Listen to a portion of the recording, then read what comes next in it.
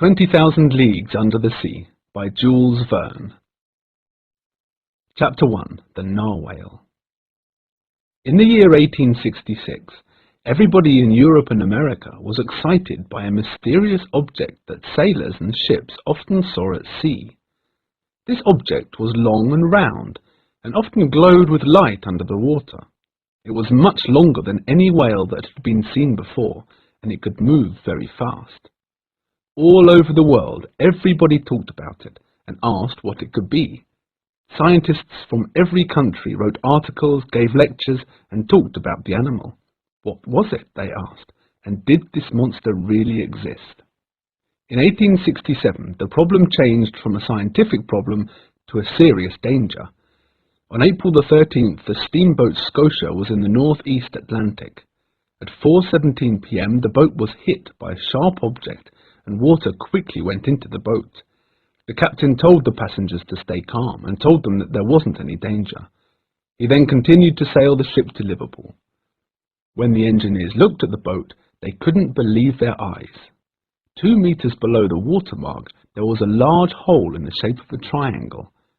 The newspapers wrote about the story, and the public demanded that the monster must be caught. At the time these things were happening, I was returning from a scientific trip in the United States of America. I was waiting to go back to my job as professor in the Paris Museum of Natural History.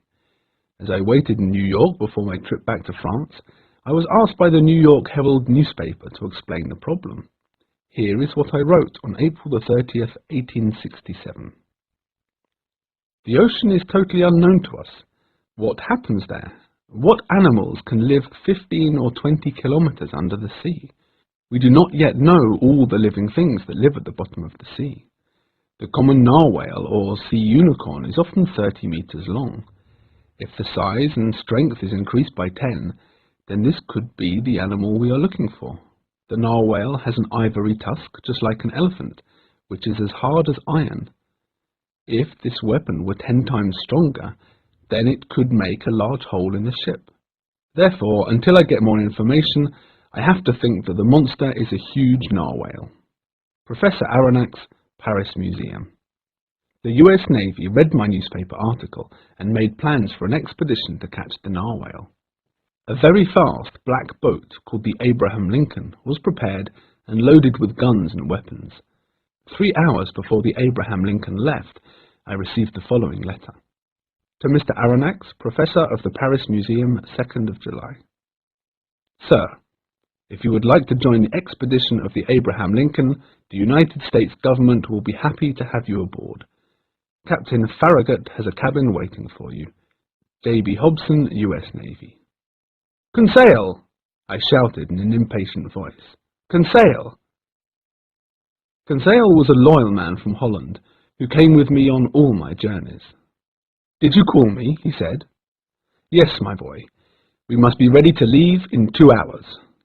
Where are we going? He answered. You know about the monster, Conseil, the famous narwhale? We are going to catch it. We arrived at the Abraham Lincoln, and I was introduced to Captain Farragut. He was a good seaman, and his sailors liked him very much. He gave everybody guns and harpoons to attack the animal. One of the sailors was a man called Ned Land. He was 40 years old, tall and strong. He was known as the King of Harpooners, and could throw a harpoon with a lot of speed and strength. However, Ned Land didn't believe in the narwhale. But if the narwhale doesn't exist, how do you explain the Scotia's accident? I asked. Because it's not true, he answered. On July the 20th, we arrived in the North Pacific, and for the next 3 months looked everywhere for the narwhale. We saw nothing. By November the 2nd, the captain and the crew were ready to stop looking, and so decided to spend only 3 more days looking for the whale. For 2 days we didn't see anything that looked like a giant narwhale.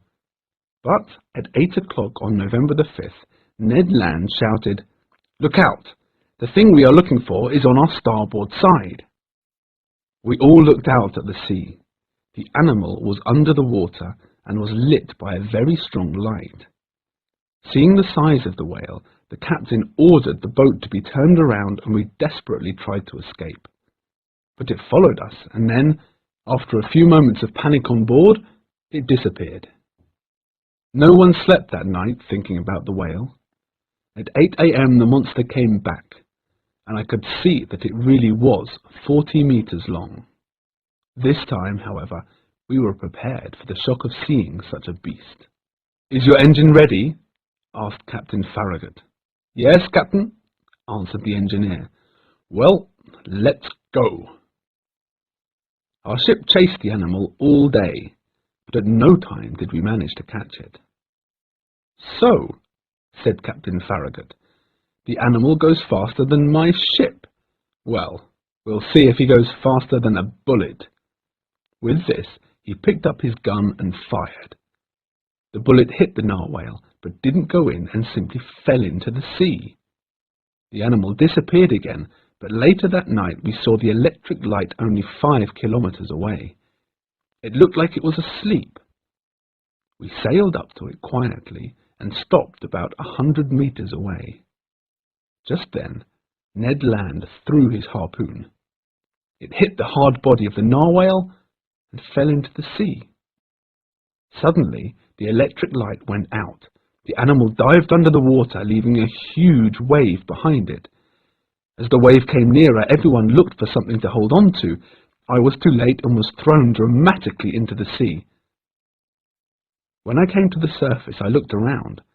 It was very dark, and all I could see was my black ship disappearing into the distance. "Help! Help!"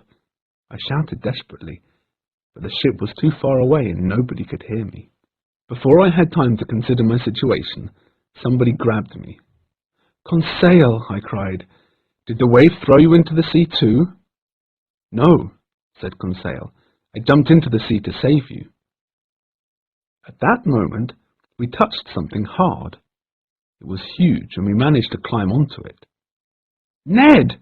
I cried when I saw him. "Were you also thrown into the sea?" "Yes, sir, but I climbed onto this floating island." "An island? This isn't an island," I said. "It's the giant narwhale, but it's made of thick iron." I hit my foot against the animal and heard a metallic sound.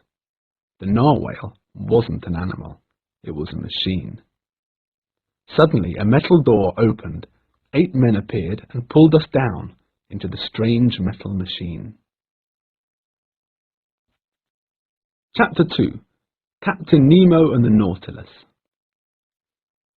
We were taken down a ladder into the machine and pushed into a room. The door closed behind us with a loud bang. The room was made of iron and had a table and 5 stools. It seemed to have no door. About 30 minutes later, 2 men came into the room. One man was short with broad shoulders, strong arms, and a thick black moustache. The other man was tall and about 50 years old. He had a straight nose and a wide forehead. He had very strange eyes. The 2 strangers were wearing hats made from sea otter fur, sealskin boots, and clothes made from a strange material. The tall man seemed to be the boss. He looked at us without speaking, then turned to his friend and spoke to him in a language I couldn't understand. The other man answered by shaking his head. "Maybe," said Conseil, "if you tell him the story of how he got here, they would understand." So I began talking in French about our adventures on the Abraham Lincoln, without leaving out a single fact. I gave our names and jobs and asked the men where we were. They didn't seem to understand and didn't say anything at all. Next, we tried talking in English, German, and even Polish. Then the strangers went away, locking the door behind them. 5 minutes later, a steward entered and brought us clothes similar to the clothes that the strange men were wearing. He set the table and brought out some large dishes of food. "I bet there's nothing good to eat here," said Ned. "Shark burgers, tortoise liver, and sea dog steak." However, the food was excellent, and after we had eaten, we felt tired and fell asleep. When we woke up, the air was fresh and we could smell the sea. It was obvious that we were on the surface of the ocean. "We must do something," said Ned. "We must escape, and quickly." To escape from a prison on land is very difficult, but to escape from a prison at sea will be impossible," I said. "Well, we must do something," cried Ned angrily. Suddenly the door opened, and before I could stop him, Ned attacked the steward who had just entered the room. He was choking him with his big, powerful hands. Just then, I heard these words spoken clearly in French. "Calm yourself, Mr. Land, and you, Professor, please listen to me." It was the tall man with the strange eyes who spoke. Ned Land let go of the steward, and we waited for the tall man to continue speaking. "Gentlemen, I speak French, English, German, and Polish very well. I know now that I am in the presence of Mr. Pierre Aronnax, Professor of Natural History in the Paris Museum, his servant Conseil, and Ned Land, harpooner on board of the Abraham Lincoln of the U.S. Navy. I am sorry I've been so long in not talking to you, but I wanted to think about what to do with you. I have the right to treat you as enemies since you chased me and tried to destroy my submarine. But we thought we were chasing the sea monster that caused so much trouble in Europe and America," I said. "However," continued the man, "I don't have to give you hospitality on my submarine, and I could throw you out into the sea and forget about you. That is my right. I left human society and do not obey its laws. But I have decided that you can stay on my submarine, and you will have freedom to live with us. I will give each of you your own cabin to live in. However, no one on Earth knows about my submarine. It is a secret, and I will not allow you to ever leave the submarine." "So we will never see our country and families again? That's cruelty!" I cried. "Sir," said the man, "you are my prisoners. You have a simple choice, to drown in the sea or live a comfortable life on board my submarine. However, you will have the opportunity to study the ocean and see what no man has ever seen before. You will have a wonderful life on board my submarine." There followed a moment of intense silence, only broken by my friend. "But what is your name?" asked Conseil. "Captain Nemo," answered the man, "and my submarine is called the Nautilus. Now, gentlemen, breakfast is ready." Over breakfast, he explained how all the food, clothing, and furniture on board the submarine was produced by the sea. After breakfast, he said, "Now, Professor, if you want to see the Nautilus, I will show you around."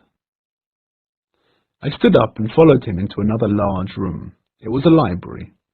There were big wooden bookcases containing a huge number of books, brown leather sofas, and desks to read on. "Captain Nemo," I said, "this library is bigger than any other library I have seen. How many books do you have?" 12,000, Mr. Aronnax, he replied. "You are welcome to use these books. I even have a copy of your book, Great Submarine Grounds." Then he opened another door, and we went into another big room. It was an enormous museum. There were pictures painted by the most famous artists, a large piano, and a huge collection of sea plants, shells, and other things from the sea. Captain Nemo must have spent millions of dollars collecting them all. "But how does the Nautilus work? Where do you get the power from the engines? And where do you get all this electricity when you are under the sea?" I said. "Come this way," he said, and took me through another door into his own cabin. He showed me all the equipment on board. Then he explained that he had discovered how to make electricity from seawater. This electricity was used to power the submarine, to give light and heat. He explained that the Nautilus had large tanks on board. If these large tanks were filled with seawater, the submarine would sink to the bottom of the sea, and by pumping the water out of the tanks, it would rise back up to the surface. "Ah, Captain!" I cried. "Your Nautilus is certainly a marvelous boat. Are you an engineer? How did you manage all this without anyone finding out?" "Yes, I am an engineer, Professor. I studied in London, Paris, and New York, and I built the Nautilus in a secret place on a desert island," he said. "One last question, Captain. Are you rich?" "Yes, Professor," he said. "I am very, very rich." Chapter 3. Walking at the Bottom of the Ocean. "Now, Professor," said Captain Nemo, "I am going up to the surface." He pressed an electric bell 3 times, and the pumps started to pump water out of the tanks. The Nautilus started to rise, and then suddenly stopped. "We have arrived," said the captain. We climbed the iron ladder and went out onto the platform on top of the Nautilus. The sea was beautiful and calm, and we couldn't see anything except for the sea. The captain made some calculations and then said, "Mr. Aronnax, we are 400 kilometers from Japan. Today, November the 8th, we start our journey under the sea." We went back down into the submarine, and I met Ned Land and Conseil in the museum room. We talked about what we had seen and where we were. "I have seen and heard nothing," said Ned Land. "Well, Ned, the only thing to do is to keep quiet and watch what happens," I said. "Watch?" exclaimed Ned. "But there's nothing to watch in this iron prison." Suddenly, the light went off and a shutter opened. A large glass window was in front of us, and a bright electric light shone out into the water. "Wow, it's like being in an aquarium," said Conseil, and for the next 2 hours we watched, fascinated by the many different kinds of fish and sea animals swimming next to the Nautilus. For the next 8 days we travelled under the sea, and only came to the surface to get more air. I didn't see Captain Nemo at all, but on November the 16th I found a note in my room. "To Professor Aronnax. Captain Nemo invites Professor Aronnax and his friends to go hunting tomorrow in the underwater forest of the island of Crespo. Captain Nemo." The next day I woke up and got dressed and went to the museum room where Captain Nemo, Conseil, and Ned Land were waiting for me. After breakfast, we followed the captain to a special room and put on heavy diving suits which were made of rubber and had arms, legs, and heavy boots. We put on our metal helmets and were given a special underwater gun. We followed Captain Nemo into another small and very dark room. The door was closed, and then the room began to fill with water. When it was full, a door in the side of the Nautilus opened and, not really believing it was happening, we walked out onto the bottom of the sea. We saw many interesting things, and soon we were walking through thick mud and seaweed. After an hour and a half, the ground sloped downwards, and we arrived at the forest of Crespo Island, which was made of huge tree-like plants. It was incredibly beautiful, unlike anything I had seen on land. At 1 o'clock we stopped to have a rest. We lay down on the soft seaweed and I fell asleep. I don't know how long I slept, but when I woke up, there was a huge sea spider that was just about to jump on me. Captain Nemo took his gun and killed the spider, and I realized that many other, more dangerous animals might live here at the bottom of the sea. I must be more careful, I thought. We walked on and reached a narrow valley between 2 high cliffs. We lit our lamps and continued walking down and down. At about 4 o'clock, a wall of rock appeared. It was the island of Crespo and was impossible to climb. We stopped and turned around and started walking back to the submarine. Suddenly, Captain Nemo picked up his gun and shot an animal which had swum in front of us. It was a magnificent sea otter with a beautiful fur coat. He picked it up and we continued on our journey. After walking for another hour, we saw the Nautilus in the distance. Just as I saw it, I felt Captain Nemo push me to the ground. After a moment of panic, I looked up and saw 2 dangerous dogfish pass by without seeing us. Again, I had been saved by the captain. We climbed back into the submarine and took off our diving suits, and I went back to my room and immediately fell asleep from exhaustion. What an adventure! For the next few weeks, I didn't see Captain Nemo very much.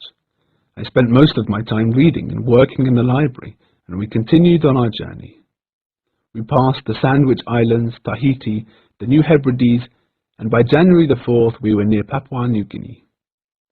We were going through the Torres Straits, which are the most dangerous straits in the world. Suddenly, I felt a shock, and I was thrown to the floor. The submarine had hit a small island made of coral and had stopped moving. Captain Nemo came into the museum room looking worried. "We have had an accident," he said. "We are stuck in this coral island, and we will have to wait 5 days until the water level is higher. Then we will float off." We were near land, and Captain Nemo allowed us to take the small boat and go to shore. So, at 8 o'clock the next morning, we rowed towards the mainland. Ned Land was extremely happy. "Meat," he said. "We're going to eat meat." We searched hard, and on our way we collected coconuts, bananas, mangoes, and pineapples, and took them back to the submarine. But Ned wasn't satisfied. "We must find animals. We must have meat," he said. The next day, we went back to the mainland and caught a wild pig. We cooked and ate the pig, and in the afternoon we caught some small kangaroos. At 6 o'clock, as we were returning to where we had left the boat, I noticed a stone fly past me and hit the boat. We looked around and saw what must have been 100 native men running towards us. They had bows and arrows and were shooting at us. In panic, we jumped into the boat and quickly rowed back to the submarine. "Captain," I cried, "we have a problem. There are 100 dangerous natives outside." "Mr. Aronnax," answered the captain, "if all the natives on Papua New Guinea were on the shore, they wouldn't be able to hurt us." At 6 o'clock the next morning, the natives were still there, and I realized they weren't going to leave. By 11 o'clock, they had surrounded the Nautilus in their small boats. By the evening, some of them had climbed on top of the submarine and were shouting and screaming, but they couldn't get inside. I went to bed, and I must say that I didn't sleep very well. In the morning, the natives were still on top of the submarine, making a terrible noise. At 2:35 p.m., the submarine started to float, and a few minutes later, the Nautilus sailed under the waves, and the natives all fell into the sea. Chapter 4. Pearl Fishing and the Secret Tunnel. By January 21st, 1868, we had travelled 6,000 leagues of the Pacific, and we were sailing across the Indian Ocean. On January the 28th, we were near Sri Lanka, and I met Captain Nemo in the library. "Sri Lanka is very famous for pearl fishing," he said. "Would you and your friends like to see where they grow?" "Yes, I would like very much," I said. "But, Mr. Aronnax, I hope you are not afraid of sharks." "Sharks?" I cried. "Don't worry," he said, laughing. "We will have weapons with us." "It could be dangerous, but yes, I'll be ready." I told Ned Land and Conseil, and they were very excited. The next morning, I woke up at 4 o'clock and went into the museum room to meet Captain Nemo and my friends. 5 sailors from the Nautilus were waiting in the small boat and rowed us towards the shore. At 6 o'clock, we put on our diving suits, and I said, "Where are our guns?" "Guns?" said Captain Nemo. "What for? Here is a knife. This is all you will need." "Okay, let's go." Rather frightened, I put on my metal helmet and climbed out of the boat into the water. We followed the captain down a hill and under the waves and went down and down. At the bottom, we stopped where Captain Nemo pointed to a huge oyster. Inside the oyster, I could see an enormous pearl. It was as big as a coconut and was probably worth about $4 million. I stretched out my hand to take it, but the captain stopped me and shook his head. We turned around and walked back up to the shallow water. Suddenly the captain stopped, and he pointed to something. About 20 meters away, an Indian man was diving into the sea collecting oysters. He didn't see us, and we watched him collecting oysters from the bottom of the sea. Just then, a huge shark with its mouth open swam towards the Indian. Within seconds, Captain Nemo had jumped up and stabbed his knife into the shark's stomach. The sea went red, and all I could see was Captain Nemo fighting with the shark through clouds of blood. He fell on the ground and was just about to be eaten by the shark when Ned Land jumped in and killed the shark with his harpoon. The captain walked to the Indian and helped him back to his boat. The poor Indian man was clearly very scared to see us in our metal helmets and rowed away quickly. We walked back to the Nautilus and took off our diving suits. "Thank you, Ned," said the captain. "You saved my life." The next day we left Sri Lanka and sailed towards the Sea of Oman. Ned wanted to know where we were going. "I think we must be going to the Red Sea to visit the oceans of Egypt," I said. On February the 11th, the Nautilus entered the Red Sea, and on that day I met Captain Nemo on the platform. "Well, Professor, do you like the Red Sea?" he asked. "Yes, Captain," I answered. "It is very beautiful." "Unfortunately, we cannot go through the Suez Canal. However, we will be in the Mediterranean the day after tomorrow." "In the Mediterranean?" I cried. "But how will the Nautilus move over the land between the Red Sea and the Mediterranean?" I asked. "Mr. Aronnax," he said, "the Nautilus will pass under the land through an underwater tunnel." When I told Ned Land, he said, "Impossible, we will see." However, later that night, while Conseil and Ned Land were asleep, I watched as Captain Nemo sailed his submarine through a narrow tunnel and out into the Mediterranean. The next morning the Nautilus went back up to the surface. I went up to the platform with Ned and Conseil. "Where are we?" said Ned. "We are in the Mediterranean. Look and you will see the coast of Egypt," I said. "Wow! You're right! The captain is a very clever man.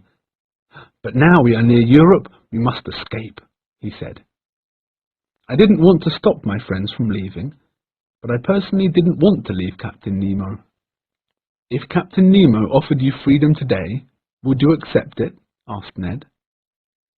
"I don't know," I replied. "But if we try to escape, we must be successful first time, because if we fail, we won't have another chance." "I agree," said Ned. "We must find a good opportunity to escape. For example, if we are near the coast, we could take the small boat at night and row to the shore." "Okay," I said. "When we find a good opportunity, Conseil and I will be ready." On February the 14th, I realized that the Nautilus was traveling towards Crete and the Greek islands. After breakfast, I went to the museum room and began to work. I studied until 5 o'clock, when I started to feel very hot. This was very strange because the sea shouldn't change temperature. I continued with my work, but it got hotter and hotter. I wondered if the submarine was on fire. Just as I was about to leave and look for help, Captain Nemo came in and said, 42 degrees centigrade. "I can feel it, Captain," I answered, "and if it increases, I hope you realize that we will all die." "The heat won't increase unless we want it to," he said. "Look, we are sailing through boiling water."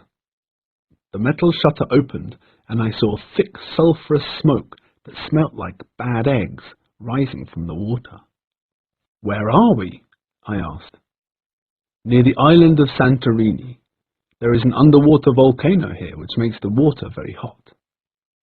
"Well, we can't stay here any longer," I said. "No, of course," he replied. "We will leave at once." He pressed an electric bell and the Nautilus turned around and left the boiling sea. Half an hour later, we were breathing fresh sea air at the surface. On February the 16th, we left the Greek islands and sailed west.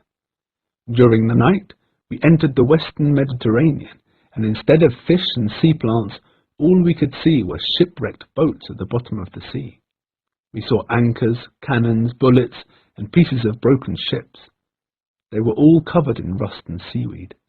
Some of these ships had crashed into other ships, while some had hit rocks and sank.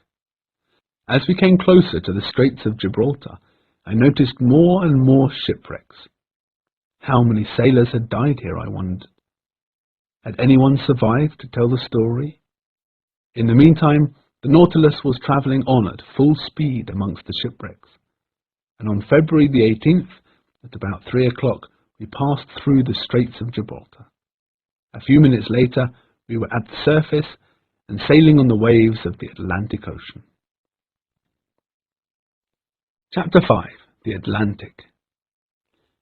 We had been sailing for 3.5 months and had travelled nearly 10,000 leagues. Now the Nautilus was sailing on the Atlantic. I walked out onto the top of the submarine with Conseil and Ned Land. We could see Cape Vincent in Spain, and we were travelling up the coast of Portugal. The sea was very rough, and we all went back downstairs to my room. "Tonight we escape," said Ned Land seriously. "We agreed to wait for a good opportunity, and by tonight we will only be a few kilometres from Spain." He came closer to me. "This evening at 9 o'clock, he whispered. "At that time Captain Nemo will probably be in bed. We will go to the stairs and out onto the platform. We will take the small boat and put it into the sea. Then we will row to Spain. Everything is ready for tonight." Then Ned Land and Conseil went to their rooms to wait for the evening. At about 6 o'clock, I heard the tanks filling up with water, and the Nautilus went under the waves. I stayed in my room and waited. At 7 o'clock, I ate my dinner. I got dressed in my sea boots, sealskin hat, and warm clothes, and went into the museum room. Suddenly, I felt a shock and realized that the Nautilus was on the bottom of the ocean. How could we escape when we were at the bottom of the sea, I thought. At that moment, Captain Nemo came into the museum and said, "Ah, Professor, I was looking for you. Do you know the history of Spain?" "Not very well," I replied. "Well, on October the 22nd, 1702, a battle took place on the sea in Vigo Bay. English ships destroyed many Spanish ships, which sank to the bottom of the ocean. However, the Spanish ships were full of silver, gold, and jewels." Just then, the metal shutters opened, and I looked out of the glass window into the water. The whole ocean was lit by a strong light, and I could see sailors from the Nautilus in their diving suits. They were collecting all the gold, silver, and jewels from wooden boxes on the sea floor and bringing them back to the Nautilus. "This is the place where the Spanish ship sank," said Captain Nemo. I could see shipwrecks of a whole fleet of ships, and each one of them had boxes and boxes of gold, silver, and jewels. "Now do you understand why I am so rich?" he said, and smiled. "All I have to do is collect all this treasure." When the sailors had finished, they came back to the Nautilus, and we continued sailing under the sea. Our plan to escape had failed, and so I went to bed. The next morning, the Nautilus went up to the surface, and we all went up to the platform. We couldn't see anything except for the sea, and we were sailing southwards away from Europe. Ned was very sad. "Well, Ned, we don't have a lot of luck, do we?" I said. "No, the captain stops every time we want to escape," he replied. "But next time we will be successful." Later that evening, Captain Nemo came to see me. "I have an idea, Mr. Aronnax," he said. "You have seen the bottom of the sea during the day. Would you like to see it on a dark night? It will be a difficult walk, and we will have to climb an underwater mountain." "I would like to go very much," I replied. "Okay, let's go," he said, and we put on our diving suits. It was midnight, and the water was very dark. Captain Nemo pointed to a red glow in the distance, and we started walking towards it. As I looked at the red light, I realized that it shone from the top of an enormous underwater mountain. At 1 o'clock, we reached the foot of the mountain. The path was full of seaweed, and I had to climb over rocks and dead underwater trees. I followed Captain Nemo up the mountain, and we didn't stop once. But Captain Nemo went on and on, higher and higher. After quite a climb, we were at the top, and I looked down the other side of the mountain. There was a huge volcano, and I could see red fire coming out of a hole in the bottom of the mountain. On the grounds next to the volcano, I could see a town. It was completely ruined, but I could still see houses, churches, and streets. Captain Nemo wrote the word Atlantis on a rock. We stayed there looking at the lost underwater city for an hour. Then the captain pointed back down the mountain, and we made our way back to the Nautilus. The next day, I woke up very late. The shutters were open, and I could see that we were travelling over Atlantis. At 4 o'clock, we passed the Canary Islands, and we were travelling across the Sargasso Sea. From February the 23rd to March the 12th, the Nautilus travelled south. The sea was empty, but sometimes we saw ships going to America or the Cape of Good Hope. Where were we going? I thought. Were we going to the South Pole? On March the 14th, a group of whales swam alongside the Nautilus. We were sitting on the platform. Captain Nemo came onto the platform to look at the whales. "Look over there," he said, and pointed at something in the distance. "Do you see those black animals swimming towards us? They are killer whales. They are cruel animals, and they kill other whales. We must attack them before they kill all the whales in the sea. The Nautilus has a huge metal harpoon at the front, and we will attack them with it." We all went down into the submarine and looked out of the glass window. The Nautilus started to kill the whales, and after an hour we all went back up to the platform. The sea was covered with dead whales, and the Nautilus was floating in a sea of blood. Captain Nemo sailed next to the dead whale, and 2 sailors climbed on top of it.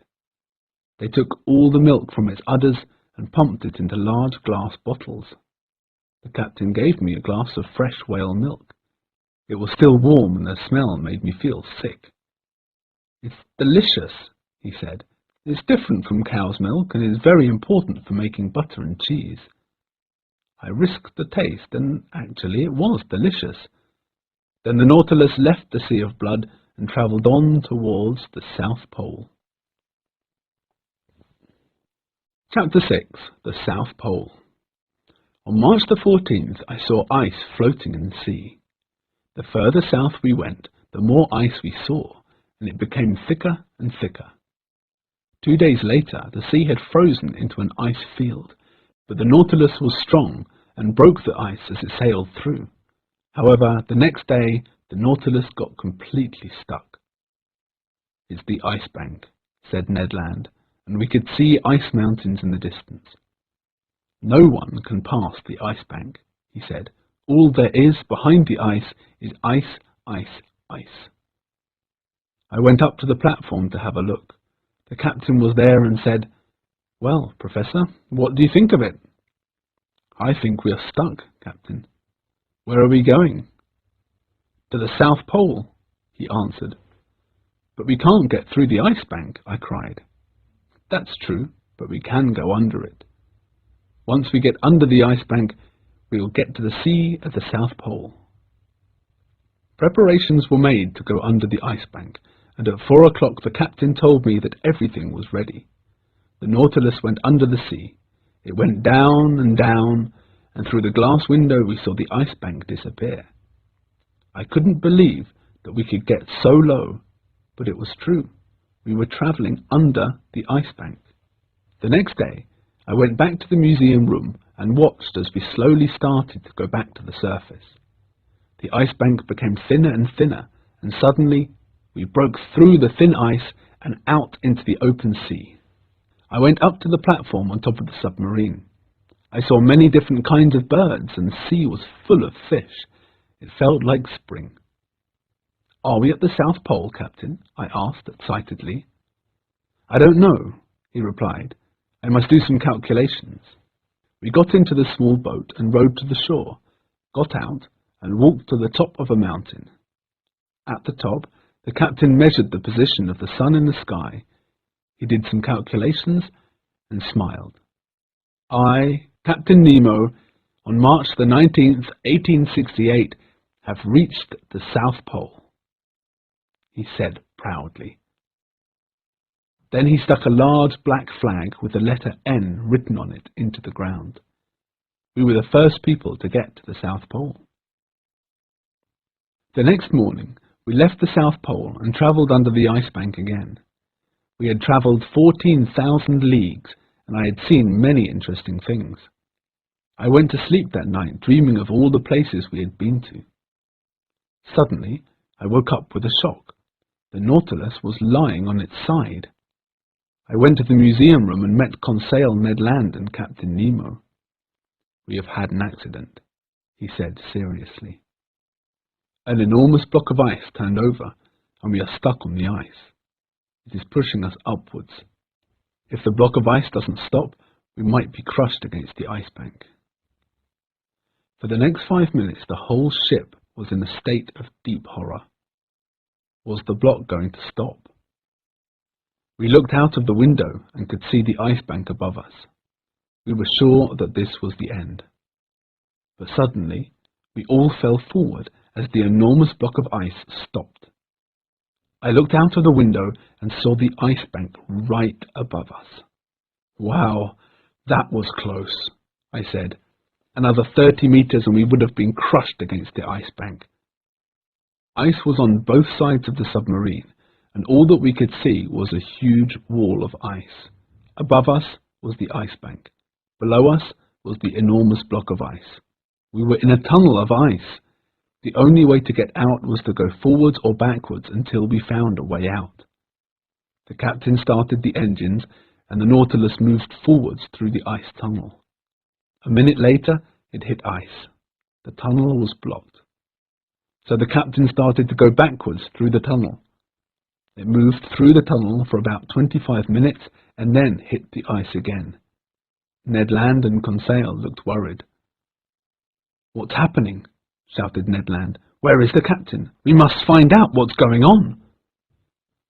The door opened and Captain Nemo came in. For a moment he didn't speak. "We have a problem," he said seriously. "We are stuck in this tunnel of ice. Above us there is the ice bank. Below us there is the block of ice. Both forwards and backwards are blocked." "What are we going to do?" cried Ned Land. "I don't know," replied the captain. "We are trapped. There are two ways we might die. The first is to be crushed to death by the ice. The second is to suffocate, as we don't have very much air. The air tanks will only give us 2 days of air. But we can put on our diving suits and start digging the ice." The ice was about 10 meters thick, and about 12 sailors from the Nautilus went out to dig the ice. Ned Land, Conseil, and myself went with them. After 12 hours of work, we had only dug a small part of the ice. It was taking a long time to dig through the ice, and we didn't have much air left. The next day, we continued digging the ice, and we dug about 6 meters of ice. The air inside the submarine wasn't very good, and I got a serious headache. By the next day, there were only 2 meters left to dig. I lay down on my bed. I had no strength. My head and my lungs were hurting, and it was difficult to walk, as there was almost no air left. Everyone was desperate. Later that evening, Captain Nemo decided he would try to use the submarine to break through the ice beneath us. All the sailors came back into the Nautilus, and the tanks were filled with water to make the submarine heavier. The captain started the engine. The Nautilus started to push down against the ice. It was pushing and pushing, when suddenly we heard a loud cracking noise. The ice below us broke and the submarine was free. But we were still under the ice bank and had no air. But we travelled as fast as we could towards the open sea. I was lying on a sofa in the library. My face was purple and my lips were blue. I couldn't move, and when I opened my eyes, I couldn't see. I don't know how long this lasted, but I knew I was dying. How long would it take to get to the sea, I thought. Hours and hours went by, and the Nautilus was still travelling as fast as it could. Suddenly, I felt pure air in the submarine. I breathed and stood up. It was still difficult to walk, but I climbed up onto the platform and breathed in the fresh sea air. Slowly my strength came back to me. Ned Land, Conseil, and Captain Nemo were all on the platform, and we thanked God we were still alive. Chapter 7. The End of the Journey. We were alive and happy to be alive. But what would Captain Nemo do now? I thought. Would we go back to the Pacific, or would we travel towards the Atlantic? I soon realized that the Nautilus was sailing towards South America, and on April the 16th we saw the islands of Martinique and Guadeloupe in the Caribbean. We had travelled for 17,000 leagues, and I thought that the journey would never end. On April the 20th we passed the Bahamas and we sailed towards America. Later that morning, Ned Land pointed to something out at sea, and 5 minutes later, the Nautilus was surrounded by hundreds of small octopuses. "I have heard of giant octopuses that can drag a ship down to the bottom of the sea," said Conseil. "Do you believe in giant octopuses?" "No, I don't," answered Ned Land. Just then, out of the window, we saw something very big. "Look, a giant octopus!" said Conseil. We couldn't believe our eyes. The octopus was enormous. It was about 12 meters long and was swimming towards the submarine very quickly. It had huge green eyes and 8 long tentacles. It had its mouth open and we could see its large, sharp teeth. At that moment the Nautilus stopped and the captain came into the museum looking worried. "One of the octopus's tentacles is stuck in the propeller," he said. "We will have to kill it." All the sailors went up to the platform on top of the submarine, and before anyone could do anything, the octopus picked up a sailor and lifted him into the air. "Help! Help!" he cried. Captain Nemo and the other sailors cut off 7 of the octopus's tentacles, but the last tentacle was in the air holding the poor sailor. Just then, the octopus sprayed a huge cloud of black liquid. We couldn't see anything, and when the liquid disappeared, the monster wasn't there. Captain Nemo stood still and looked out to sea. He was crying because one of his sailors was dead. We had now been on the Nautilus for 7 months, and we were travelling up the coast of America. I decided to speak to Captain Nemo about when we would be free. I knocked on his door and went inside. The captain was working at his desk. "I would like to speak to you, Captain," I said. "But I'm busy, Mr. Aronnax," he replied. "Captain," I said, "we have now been on your submarine for 7 months. I would like to know when you will let us leave the Nautilus. When will we be free?" "Mr. Aronnax," he said, "I have the same answer now as I gave you 7 months ago. Whoever enters the Nautilus never leaves it." I told Conseil and Ned what the captain had said. "Well, we must escape," said Ned Land, "as soon as possible, as soon as the weather is good." However, on May the 18th there was a storm, and we had to travel east. We left the sea near New York and sailed towards England, and on May the 30th we saw Land's End. Later that day I heard a loud explosion. "What was that noise?" "A gunshot," answered Ned Land. We were on the platform, and I looked out to sea. I saw a large warship which was about 10 kilometers away. It was sailing very quickly towards us. I heard another shot, and a cannonball landed in the water close to the submarine. "Why are they firing at us?" asked Conseil. "Maybe they think we are the narwhale," I said. Just then Captain Nemo came onto the platform and said, "Go downstairs. All of you go down into the submarine." "What are you going to do, Captain?" said Ned Land. "I have no choice but to attack and destroy the warship," he said. We all went down into the submarine, and it went under the waves. However, it didn't go down to the bottom of the sea, but it stayed just under the surface. The captain pressed a button, and the Nautilus started to go faster and faster towards the warship. Suddenly, it hit the warship and went straight through it. The enormous warship started to sink, and I could see all the sailors drowning in the sea. I felt terrible because I couldn't do anything to help them. The warship disappeared under the water and sank to the bottom of the ocean. Captain Nemo went to his room. I could see him and saw that he was looking at a photograph of a young woman and 2 small children. He started to cry and kissed the photograph. Later that evening, I saw that the Nautilus was going through the English Channel. I couldn't sleep that night and thought about the terrible things Captain Nemo had done. The next morning Ned Land came to see me. "We are going to escape tonight," he whispered. "Yes, Ned, we will go tonight," I said. "The sea is rough and the wind is strong, but we will take the small boat and row to the shore. We will leave at 10 o'clock, he said. "I will be ready," I said. Later that evening, I put on my warm clothes and boots and lay down on my bed. I thought about everything that had happened on board the Nautilus. Hunting near Crespo Island, Torres Strait, the natives of Papua New Guinea, the Red Sea Tunnel, the Mediterranean, Santorini, Atlantis, the South Pole, the giant octopus, and the sinking of the warship. All of these things went through my mind as I thought about escaping. At 10 o'clock, I left my room, walked quickly through the museum room, and met Ned Land and Conseil in the library. "Let's go," I said, and we climbed up the iron ladder.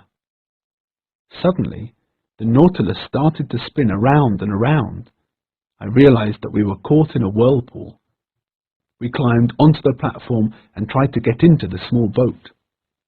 The Nautilus was spinning around and around, and I knew that we wouldn't escape. Just then, there was a huge crash and a terrible noise. I hit my head on the iron platform and lost consciousness. I don't know what happened next, but when I woke up, I was lying in a fisherman's hut on an island near Norway. Conseil and Ned Land were there. We were all safe. It is here that I decided to write the story of our adventures under the sea. I don't know what happened to Captain Nemo and the Nautilus. Is he still alive? Did the Nautilus survive? Or was it destroyed in the whirlpool? Maybe we will never know.